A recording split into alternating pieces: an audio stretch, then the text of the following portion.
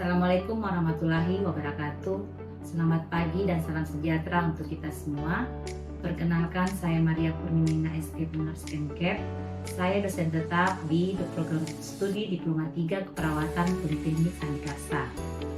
Di program studi Diploma 3 Keperawatan, saya menjadi penanggung jawab pada mata kuliah Keperawatan Medikal Bedah 1 yang merupakan sesuai dengan bidang ilmu saya, di mana mata kuliah ini merupakan mata kuliah wajib dengan jumlah bobot SKS-nya sebanyak 3, 2 SKS merupakan teori dan 1 SKS merupakan praktek.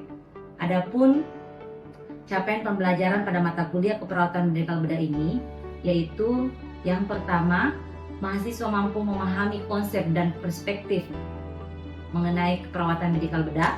Yang kedua, mahasiswa mampu memahami peran perawat medikal bedah dalam kebijakan pelayanan kesehatan. Dan yang ketiga, mahasiswa mampu memahami tentang pengelolaan penyakit tropis. Dan yang keempat, mahasiswa mampu memahami tentang pengelolaan penyakit infeksi endemis. Dan yang kelima, mahasiswa mampu memahami pengelolaan penyakit HIV/AIDS. Yang keenam, mahasiswa mampu memahami pengelolaan pasien dengan gangguan kebutuhan oksigen yang diakibatkan dari patologi sistem pernafasan dan kardio. Yang ketujuh, mahasiswa mampu memahami pengelolaan pasien dengan gangguan kebutuhan cairan. Yang kedelapan, mahasiswa mampu memahami pengelolaan pasien dengan gangguan kebutuhan nutrisi. Yang kesembilan, mahasiswa mampu memahami pengelolaan pasien dengan gangguan kebutuhan eliminasi. Kemudian dari 9 CPMK tersebut diturunkan menjadi 13 sub CPMK yang dikemas dalam 14 kali pertemuan untuk pemaparan materi dan juga dilakukan praktik laboratorium dan juga tutorial. Dan 1 pertemuan untuk ujian tengah semester dan 1 pertemuan untuk ujian akhir semester, sehingga jumlah pertemuan pada mata kuliah perawatan medikal bedah sebanyak 16 kali pertemuan. Untuk proses pembelajaran pada mata kuliah ini disampaikan juga dengan teknik metode DIA atau Delivery, Interaction, dan Assessment, di mana delivery merupakan penyampaian materi dengan menggunakan bahan ajar PowerPoint maupun teknik tutorial pada praktek laboratorium sesuai dengan pertemuannya. Metode pembelajaran yang saya gunakan yaitu Student Centered Learning, di mana proses pembelajaran berpusat pada siswa. Untuk metode yang saya gunakan di dalam kelas yaitu dengan metode cara tanya jawab, gallery poll, small group discussion, dan SAL, serta adanya studi kasus. Sedangkan untuk kegiatan laboratorium yaitu dengan menggunakan metode tutorial atau simulasi dan metode praktikum serta role play. Selanjutnya, untuk mengetahui pemahaman masing-masing pada setiap mahasiswa terkait proses pembelajaran, yaitu bisa melalui tugas, kuis, dan presentasi. Hal ini sangat diperlukan karena untuk mengetahui kemampuan dan kepercayaan diri tiap mahasiswa. Dan selain itu, sebagai dosen, saya juga biasanya membagikan video tutorial untuk tindakan keperawatan yang akan dipelajari secara mandiri di laboratorium. Adapun referensi pembelajaran sebagai bentuk strategi delivery dalam proses penyampaian materi yaitu dengan menggunakan textbook. Di antaranya adalah buku ajar keperawatan medikal bedah karangan Brander dan Sedart edisi ke-8 tahun 2018 dan buku standar diagnosa keperawatan Indonesia dan standar intervensi keperawatan Indonesia, buku standar luaran keperawatan Indonesia yang merupakan dan ditulis oleh tim Pokja dari SDKI, SSIKI, dan SLKI PPNI pada tahun 2018. Teknik yang kedua yaitu interaksi. Untuk setiap pertemuan, interaksi yang saya berikan biasanya diawali dengan mereview kembali materi dengan memberikan pertanyaan-pertanyaan untuk mengingat kembali materi pembelajaran sebelumnya, serta memberikan kesempatan kepada mahasiswa untuk bertanya terhadap hal yang mereka kurang pahami pada saat mengikuti pembelajaran di kelas. Selain itu, ada juga diadakan diskusi di dalam kelas maupun di luar kelas dengan menggunakan media aplikasi WhatsApp, di mana ada hal yang kurang dimengerti pada saat dilakukan tanya jawab di dalam kelas bisa di cover atau dilanjutkan di dalam grup WA. Selain itu ada juga LMS yang disediakan dari kampus dan beberapa aplikasi Google yang kami gunakan, yaitu salah satunya adalah Google Meet dan Google Classroom.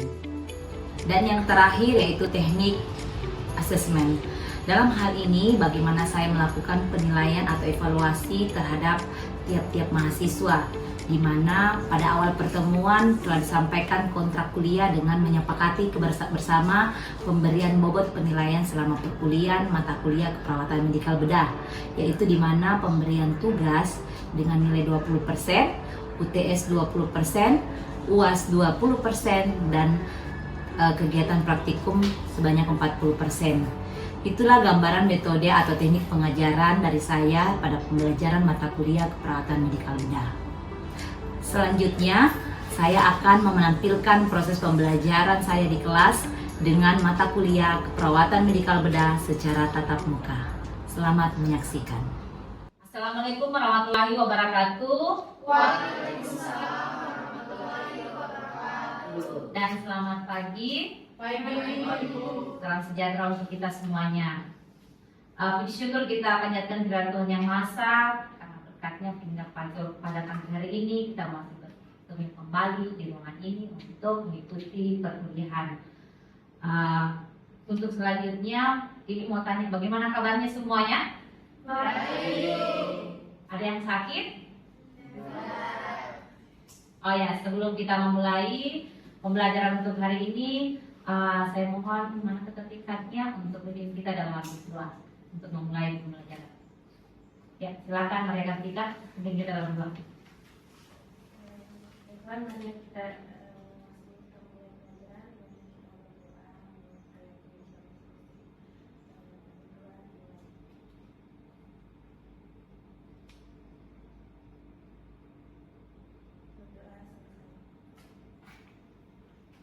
Ya, sebelum kita masuk pada materi pembelajaran, saya absen dulu ya. Delvian Rosita Soke, Mariska Triani Tolate, Maria Kartika Paniano, Nur Adhayani.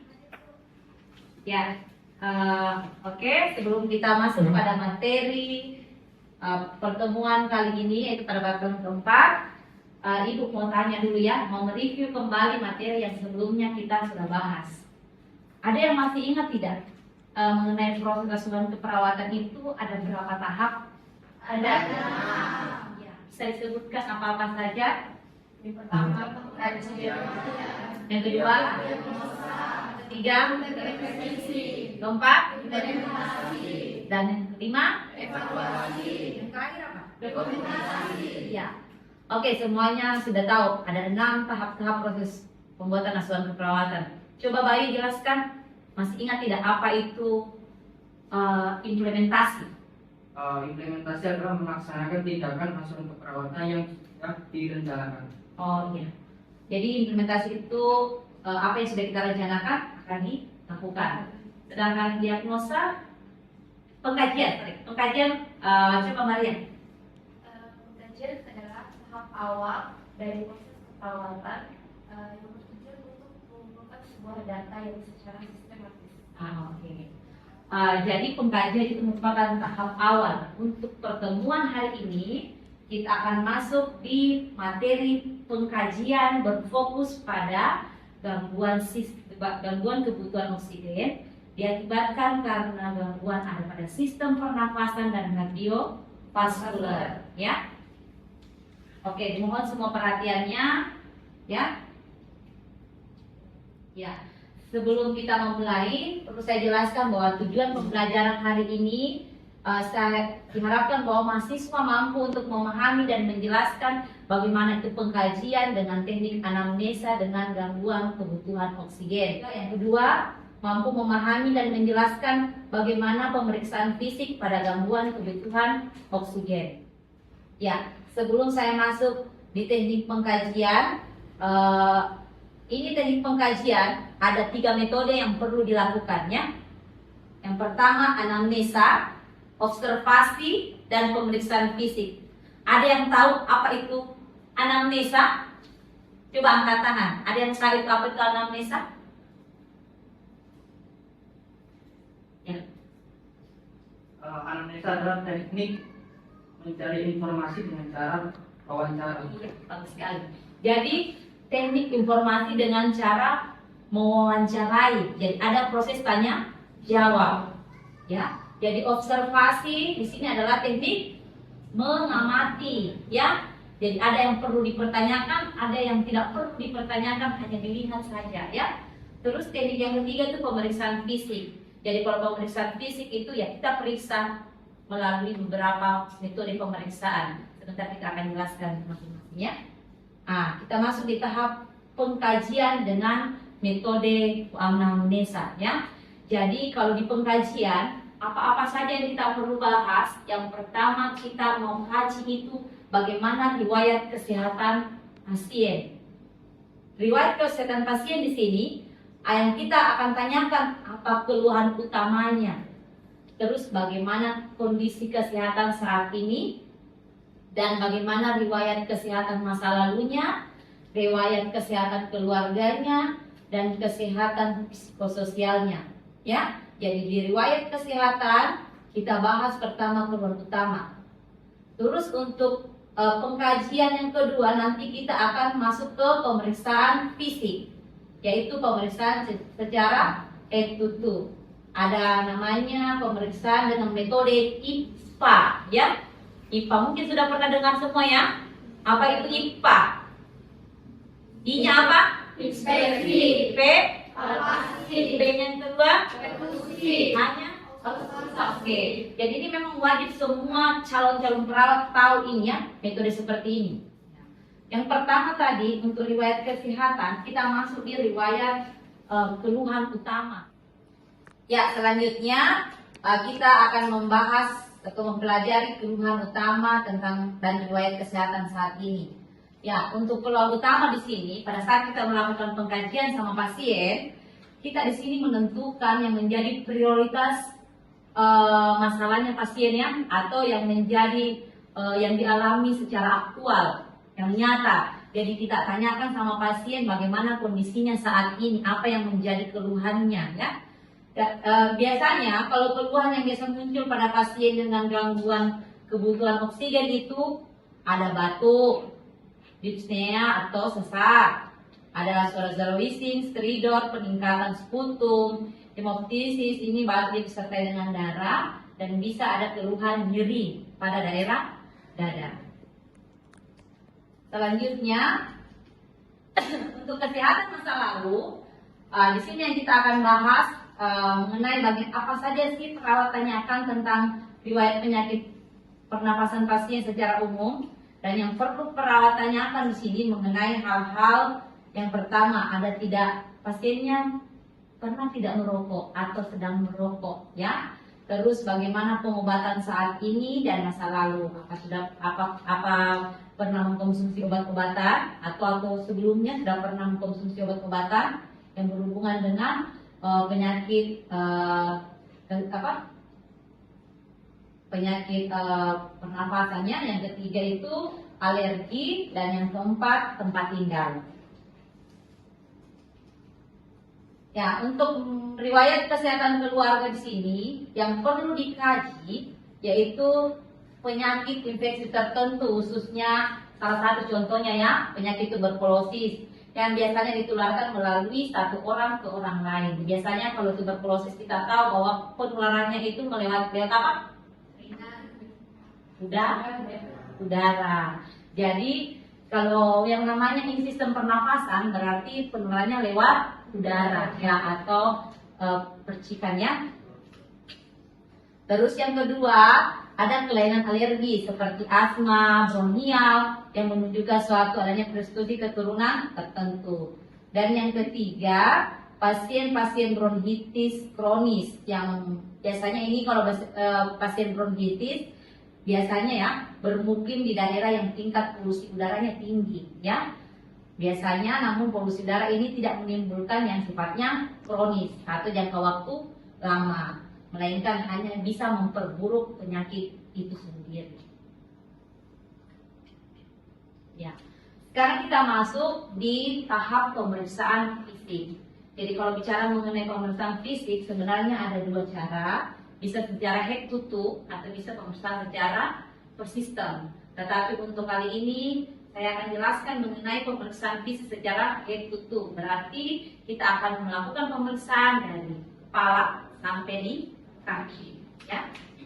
Yang pertama tadi ada teknik IPA. Ya. Yang pertama itu teknik I-nya apa tadi? Inspeksi. Ya. Inspeksi itu apa? Melihat. Iya. Jadi pada saat kita lakukan pemeriksaan fisik, kita ada namanya teknik inspeksi. Artinya kita cuma bisa mengobservasi, melihat apa yang perlu kita lihat. Yang kita lihat itu lihat pemeriksaan pada daerah dada pasien. Apa yang dilihat? Ada tidak bagaimana dada posteriornya? Harus dalam keadaan pasien duduk, ya. Jadi kalau pemeriksaan dada harus pasien dalam keadaan duduk baru kita lakukan pemeriksaan. Terus yang dilihat lagi di dada adalah membandingkan satu sisi lainnya dengan sisi yang satunya, ya. Jadi lihat apakah dia simetris atau tidak, sama besar atau tidak. Kalau tidak sama besar namanya asimetris, ya. Ya, tindakan ini dilakukan dari atas sampai bawah dan inspeksi dada posterior terhadap apa yang perlu dilihat lagi selain kesimetrisan warna kulitnya. Tulang belakangnya miring, ya. Terus kalau lordosis itu tulang belakangnya dia cekung, ya, dia ke dalam. Tapi model jalannya kita kayak membusungkan, ada ya. Itu kelainan-kelainan tulang belakang. Itu juga yang perlu dilihat atau diinspeksi untuk pemeriksaan pada daerah pernapasan ini, ya.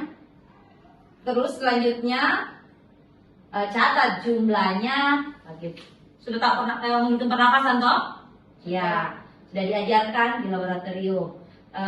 Terus bagaimana iramanya, teratur, lambat, atau cepat, ya. Terus kedalaman pernapasannya, pada saat terjadi pergerakan sama tidak dia mengembang atau menipis, ya. Seperti itu. Terus apalagi selain yang kita perhatikan, tipe-tipe pernapasan. Ada menggunakan hidung, ada menggunakan diafragma, ya, atau penggunaan otot bantu pernapasan, ya. Nah, selain itu yang kita perlu catat juga ini, ya, fase inspirasi dan ekspirasinya. Rasio itu paling normal adalah 1:2. Artinya lebih cepat kita tarik nafas dibandingkan buang nafas. Kalau orang durasinya 1:1 bagaimana mana? Kayak cepat, ya, cepat membuang, cepat. Jadi orang biasanya satu kali lama dia agak buang nafasnya. Itu namanya 1:2. Itu rasio normal kita bernafas, ya. Jadi fase ekspirasinya memanjang atau buang nafasnya, ya. Ini barrel chest, kelainan bentuk-bentuk dada. Barrel chest ini yang saya bilang tadi, bentuk dadanya seperti tong. Jadi dia besar sekali dadanya dan menggembung muka belakang. Jadi kayak kalau kita lihat dari samping, ininya lateralnya lebar, jadi kayak orang besar sekali dia punya dada. Normalnya kan sebenarnya lebarnya ini 2, di sini 1. Kalau orang yang barrel chest itu biasanya lebarnya di sini sama dengan lebarnya samping, jadi badannya kayak kelihatan besar, ya. Jadi jangan fokus ke perutnya, ya. Untuk pengkajian di sini kita fokus di daerah dada. Ya. Yang kelainan selanjutnya adalah pigeon chest. Bentuk dadanya ini seperti namanya pigeon, ya. Pigeon itu bahasa Indonesianya adalah burung merpati, ya. Jadi kalau lihat burung merpati, bagaimana caranya berdiri? Biasanya agak menonjol, ya. Jadi begitulah juga bentuk dada pigeon chest, sternumnya menonjol, sternum itu, ya.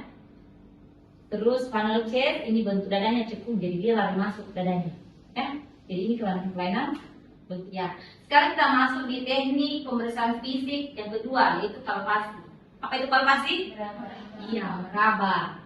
Jadi meraba, apa yang perlu meraba? Jadi teknik melakukan palpasi itu tidak menggunakan 10 jari atau 5 jari, tetapi tekniknya minimal kakinya disuruh duduk, terus kedua tangan. Ini tidak perlu meraba, letakkan saja kedua tangan di belakang pasien. Nah, terus kalau vokal primitus gitu deh, yang ini, yang model ini saya jelaskan, ya. Sorry. Yang ini perlu dikaji. Perhatikan ada yang getaran pada dinding dada, yang dihasilkan pada saat berbicara. Jadi kita letakkan kedua tangan di dinding belakang dada, suruh pasien katakan angka 777. Rasakan apakah ada getaran atau ini, ya. Terus yang dipalpasi juga bagian toraks. Toraks itu toh? Ya, ini bagian dada depannya. Nah, apa ada tidak abnormal pada saat kita meraba? Apakah ada lesi, ada massa, ya? Apa tadi massa saya bilang? Benjolan. Iya, benjolan. Atau ada pembengkakan, ya? Ya, selanjutnya teknik yang ketiga adalah perkusi. Ada yang tahu perkusi? Metode dengan cara mengetuk. Ya, jadi mengetuk. Metodenya itu kita gunakan yang kita pakai jari tengah. Jadi kita ketuk bagian jari tengah sebelahnya, ya, diletakkan pada daerah-daerah yang kita mau perkusi. Ya. Jadi perawat melakukan perkusi di sini untuk mengkaji resonansi pulmonal atau paru, ya, organ yang ada di sekitarnya dan bagaimana pengembangan diafragma. Kalau suara normalnya itu dia ada namanya sonor, dulness, dan timpani, ya. Terus kalau suara perkusi atau normal, hiperresonan dengan flatness, ya. Nah, ini adalah pemeriksaan fisik dengan metode yang terakhir yaitu auskultasi. Kalau lihat gambarnya berarti dengan cara apa itu? Ya, dia mendengarnya dengan menggunakan alat stetoskop, ya. Jadi kalau stetoskop berarti yang didengarkan itu berarti pada daerah yang berongga, ya, rongga perut. Tapi karena kita fokus pada pernafasan, berarti kita fokusnya pemeriksaan pada daerah thorax, ya. Yang kita auskultasi di sini mendengarkan suara nafas normal atau suara nafas yang tidak normal atau abnormal namanya, ya. Suara nafas normal ini dihasilkan ketika getaran udara masuk melalui jalan nafas dari laring ke alveoli, ya, dan bersifat bunyi atau bunyi yang dihasilkan pada saat kita lakukan auskultasi pada suara nafas itu atau dengan cara mendengarkan. Yang pertama normalnya adalah bronchial, bronkovesikular, dan vesikular. Sedangkan biasanya jenis bunyi nafas tambahan atau yang sifatnya abnormal adalah wheezing, bronchi, pleura, friction road, dan crickles, ya. Kalau wheezing mungkin kalian sudah tahu, ya. Wheezing itu kayak bunyi siul, ya. Sedangkan bronchi itu udara yang melewati cairan, jadi kayak seperti kita sementara meniup air dengan menggunakan pipet, ya. Kita masuk di pengkajian psikososial dulu, ya. Contoh saya jelaskan mengenai tadi investigasinya. Pengkajian psikososial di sini meliputi kajian tentang hidup yang sifatnya mempengaruhi terhadap fungsi respirasinya, ya. Biasanya timbul akibat stres, ya. Kalau bicara mengenai psikososial ini masuk berarti dari akibat stres. Penyakit pernafasan kronis bisa menyebabkan perubahan dan peran keluarga dengan hubungan orang lainnya, isolasi sosial, masalah keuangan, pekerjaan, dan ketidakmampuan. Nanti ada pengkajian khususnya itu untuk apa-apa saja yang perlu dikaji di psikososial, ya. Nanti saya kasih formatnya untuk kita lakukan pertemuan selanjutnya di laboratoriumnya untuk melakukan tindakan bagaimana pengkajian itu. Oke? Mungkin untuk pertemuan hari ini penyampaian materi saya cukup sekian. Ada yang mau ditanyakan sampai di sini? Ya, silakan berdiri kalau mau ditanyakan. Sebutkan namanya. Sebutkan namanya dan apa yang ditanyakan. Perkenalkan, saya Devian. Di sini saya ingin bertanya, mengapa pada pengkajian kita harus mengkaji riwayat kesehatan masa lalunya? Oh, silakan. Ya, kalau kita bicara mengenai kesehatan masa lalu, itu merupakan rekam jejak, ya. Kenapa seseorang ini bisa dirawat dengan penyakit pernafasan? Karena kita tahu bahwa penyakit pernafasan ini biasanya sifatnya ada yang tular dan ada yang sifatnya degeneratif, ya. Degeneratif itu yang bisa diturunkan dari keturunan. dan ada juga yang sifatnya bisa tertular dari satu orang ke orang yang lain. Jadi kalau riwayat masa lalunya juga kita lihat, jadi yang perlu dikaji tadi salah satunya riwayat masa lalunya itu tanyakan ada tidak pernah tidak sebelumnya dia menderita penyakit yang sama, ya, atau pernah tidak dirawat di rumah sakit dengan penyakit yang sama. Terus tanya kebiasaannya seperti apa, atau ada tidak masa lalunya seperti apa. Tanyakan bagaimana pekerjaannya. Ya, itu masa lalu semua tadi ya sudah bahas ya. Jadi beda, dari tanyakan bahwa pada saat dia bekerja bagaimana kondisi tempat kerjanya, apakah penuh polusi atau di ruangan ber-AC. Jadi itu mempengaruhi semua kondisinya yang memang tidak kena pada saat itu, bisa saja dalam jangka waktu yang panjang. Bagaimana lingkungan rumahnya, itu semua masa lalu yang perlu dikaji ya.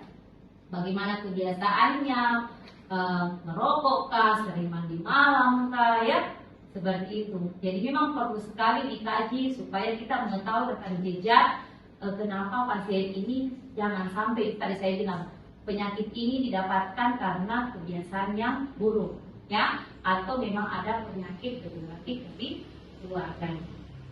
Ya, sudah mengerti sampai sini? Iya. Masih ada yang mau ditanyakan sampai sini? Ya, silakan Apa.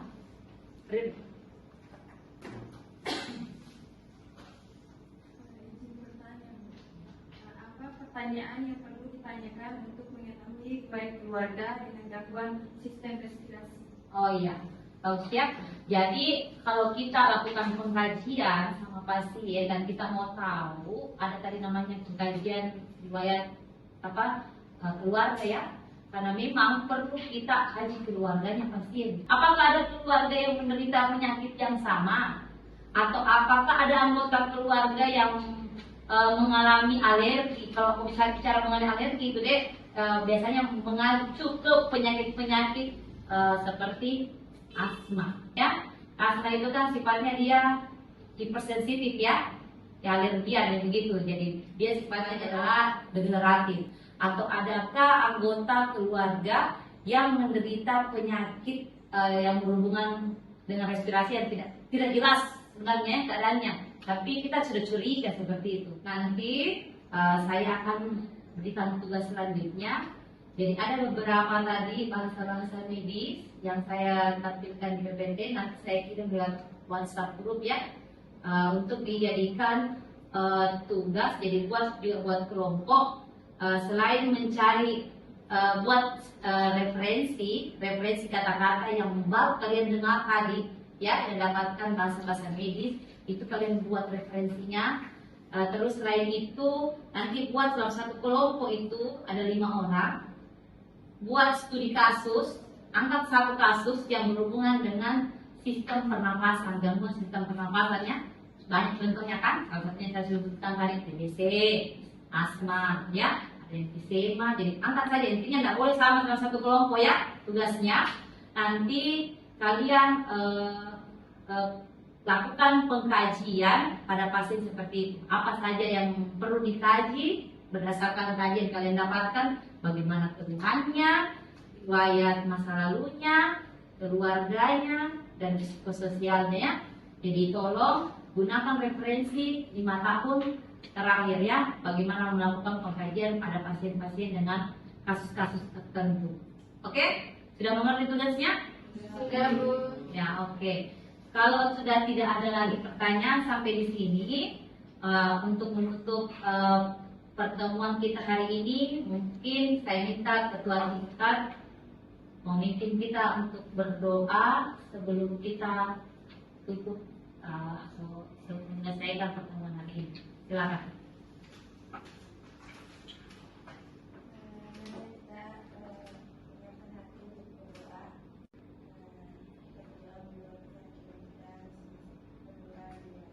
Demikianlah video pembelajaran ini saya persembahkan dalam unjuk karya PDD UKTPT. Semoga bermanfaat untuk mahasiswa dan umumnya masyarakat luas.